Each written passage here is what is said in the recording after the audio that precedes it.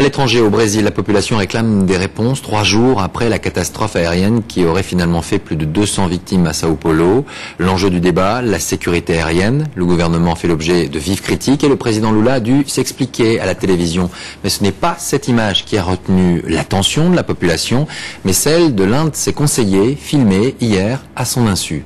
Explication, Gilles Rabin.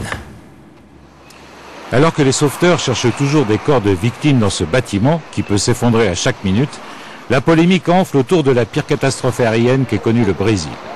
D'abord parce qu'il a fallu 3 jours pour que le président Lula réagisse, alors même que la responsabilité politique de son gouvernement était mise en cause. Nous ne devons ni condamner ni absoudre qui que ce soit à la hâte. Nous devons attendre les résultats de toutes les enquêtes. Aucune piste ne doit être abandonnée. Le Brésil en deuil attendait de Lula un mea culpa. Évidemment, il est déçu. Les experts avaient dénoncé l'état de la piste, qui est notoirement trop courte. Pour l'opposition, le gouvernement était donc seul responsable, jusqu'à ce que l'on apprenne que l'avion avait eu des problèmes techniques. Sans savoir qu'il est filmé, un conseiller de Lula s'en réjouit. D'un geste déplacé. Mon geste voulait montrer mon indignation devant le fait que tout le monde voulait rendre le gouvernement responsable de cet accident.